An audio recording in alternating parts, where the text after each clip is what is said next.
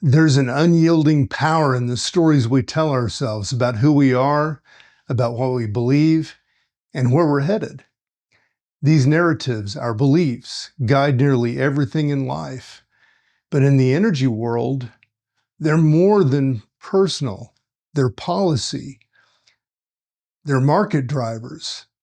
They decide if nations thrive or falter. And as the ground shifts beneath us, in this era of geopolitical uncertainty and energy transition, I find myself asking if these beliefs are still serving us or are they holding us back? I'm Mark Roach, and this is FutureWise Energy, a platform for those who understand that our industry isn't just about pumping oil and building wind farms. It's grappling with the hard truths, the constant change, and the beliefs that we've built our energy ecosystem on. From the deserts of the Middle East to the shale fields of the Permian, I've seen firsthand how belief structures shaped by ambition, fear, and inertia lead entire markets for better or worse. Today, we're going to talk about something more powerful than a barrel of crude or a kilowatt of solar energy. We're talking about the intersection of beliefs, markets, and the energy systems that fuel our world. Belief is what drives us to trust markets that they'll balance on supply and demand. It's why leaders gamble on production cuts like OPEC+, banking on collective action to stabilize prices. Just last month, Saudi Arabia doubled down on its strategy, driving seaborne oil exports to 6.4 million barrels per day, the highest since March of 2024, as they unwind voluntary cuts to regain market share, even as production quotas climb above 9.3 million barrels daily. Their plan runs on belief, the belief that the market reacts predictably. But here's the paradox. Belief doesn't make systems neat or tidy. It makes them fragile when it goes unquestioned. Consider this. Belief also sparks our boldest choices. Take Guyana, a fledgling star in global oil. Its government has called for swift natural gas expansion, and it isn't just about resources, it's a long-shot investment in its national identity.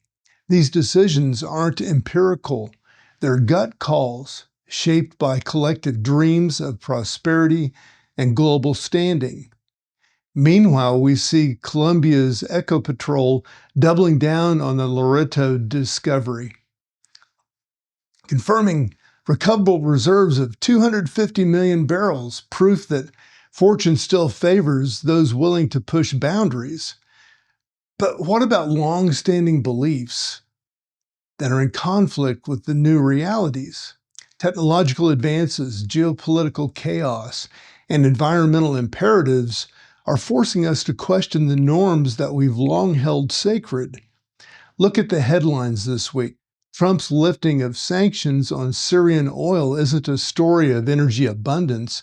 It's an exercise in leveraging influence as Syria's refineries shift from Iranian to Russian crude.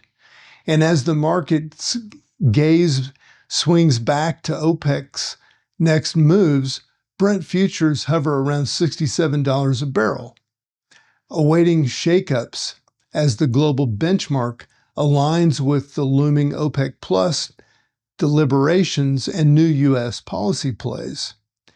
On the surface, these are transactional moves, but underneath lies the belief that these gestures secure influence in volatile arenas.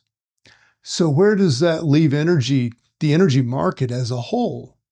Traditional oil markets, with their pricing formulas, cartel decisions, and reliance on fossil fuels, are built on belief systems that have sustained them for decades. The same belief system that assumes demand will remain strong no matter what. But now renewables, electrification, and technological leaps in storage have disrupted that foundation. These aren't just technologies, they're competing belief systems.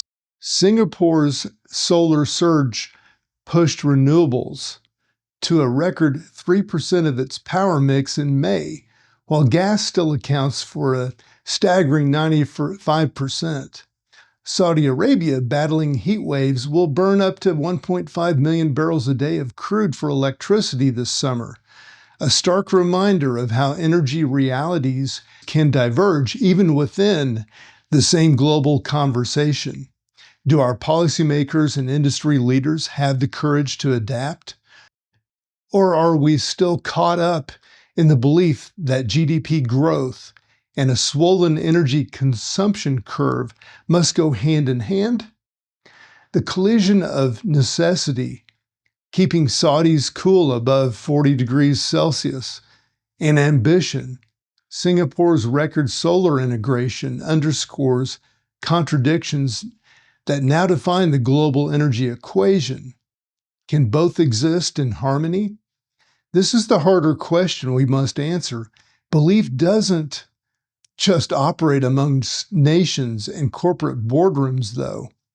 It lives with all of us. The public at large watches these shifts and reacts. When energy prices spike or fall, or when new technologies are hyped, the media churns out emotionally charged narratives. They amplify uncertainty, often bypassing the fundamental truths of supply chains or production capacities. If societies cling to oversimplified beliefs like renewables can immediately replace oil or drill more to bring prices down without understanding the complexities behind them, we risk missing what's really at stake.